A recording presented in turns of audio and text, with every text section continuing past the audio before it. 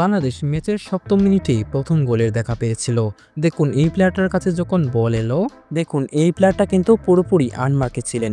আর এদিকে দেখুন সাগরিকা যখন বলের ফরওয়ার্ড পজিশন নিচ্ছিলেন, তার পেছনে কিন্তু ৩টা প্লেয়ার তাকে ব্লক দেওয়ার প্রস্তুতি নিচ্ছিল।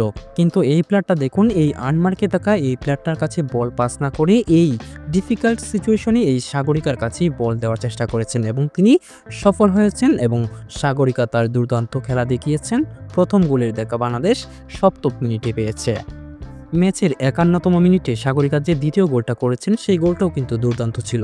দেখুন এই প্লেয়ারটা যখন সাগরিকার কাছে পাস দিলেন, দেখুন সাগরিকা কিন্তু এখানে বুদ্ধিমত্তা খাটিয়ে বলটি রিসিভ করেছেন। এই প্লেয়ারটার পজিশন দেখুন, তিনি কিন্তু সেন্টার ব্যাকে দৌড়াচ্ছেন। আর এই প্লেয়ারটা ভাবছেন হয়তো বলটা রিসিভ করার সাথে সাথে এই ব্যাকে থাকা এই প্লেয়ারটাকে দিবেন।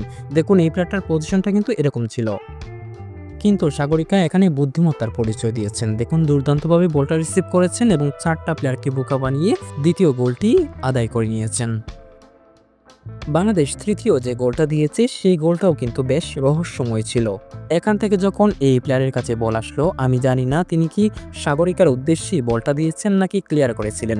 দেখুন এই প্লেয়ারের কাছেও কিন্তু সহজ অপশন ছিল যে বলটা টাচ করার সাথে সাথে কিন্তু এই প্লেয়ারের কাছে দিতে পারতেন অথবা এই প্লেয়ারটার কাছেও দিতে পারতেন, কিন্তু এই প্লেয়ারটা হয়তোবা, আমি জানি না সঠিক, হয়তোবা সাগরিকাকে উদ্দেশ্য করে বলটা থ্রো পাস করেছেন এবং সেখানে সাগরিকা বলের পজিশন পান আর গোলকিপারের সাথে সাগরিকার 1 ভার্সেস 1 সিচুয়েশন তৈরি হয়। আর সাগরিকা সুন্দর করে গোলকিপারের মাথার উপর দিয়ে শটটা নিলেন এবং সাগরিকা হ্যাটট্রিকের দেখা পায়। রেফারি শেষ বাঁশিটা যখন বাজালেন তখন নেপালকে ৪-০ গোলে হারিয়ে বাংলাদেশ আন্ডার-20 ওমেন চ্যাম্পিয়নশিপে বাংলাদেশ আবারও চ্যাম্পিয়ন শিরোপা অর্জন করলো।